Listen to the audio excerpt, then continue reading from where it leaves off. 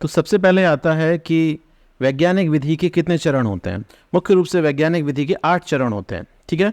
तो जब भी किसी चीज़ की खोज होती है या हम नया प्रोजेक्ट स्टार्ट करते हैं साइंटिस्ट, तो उसके 8 मुख्य चरण होते हैं। तो सबसे पहला चरण जो होता है वो होता है जिज्ञासा या प्रश्न करना।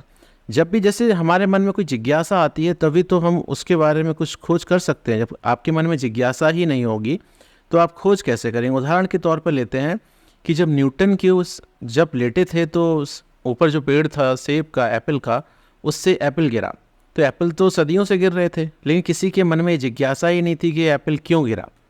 तो जब जिज्ञासा उत्पन्न होती है तभी वो पहला चरण स्टार्ट हो जाता है विज्ञान का, किसी नई खोज का, ठीक है।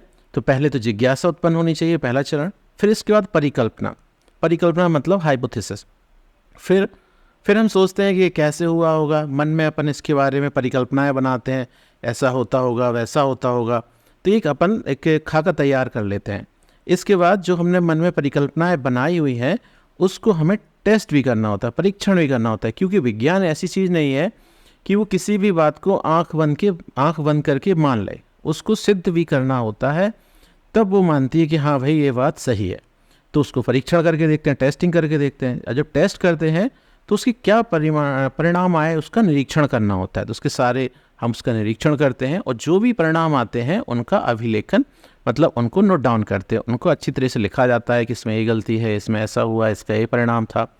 और उसके बाद जब परिणाम आ जाते हैं तो फिर उसमें ज़रूरी नहीं आप एक बार में ही सफल हो जाएं, कई बार लोग कई वर्षों तक लगे रहते हैं। फिर उसके बाद जो आपके परिणाम आए थे उन पर एक बार फिर से पुनर्विचार किया जाता है, दोबारा सोचा जाता है कि भाई कहाँ कमी रह गई थी। और फिर अंततः उसमें हमारा निष्कर्ष निकलता है, और निष्कर्ष निकल जाता है तो यहाँ पर वैज्ञानिक विधि हमारी लगभग पूर्ण हो जाती है। और इसके बाद हमें शांत नहीं बैठना होता है, वहाँ से हमारा सबसे आखिरी चरण शुरू होता है नया प्रयोग। फिर से नया प्रयोग शुरू कर देते हैं और फिर से घूम फिर के फिर से यहीं पर हम पहुँच जाते हैं, ठीक है। आशा है आप लोग को समझ में आया होगा कि सबसे पहले जिज्ञासा, फिर जिज्ञासा के बाद परिकल्पना, फिर परीक्षण, फिर निरीक्षण, अभिलेखन, पुनर्विचार, निष्कर्ष निकालना और लास्ट नया प्रयोग।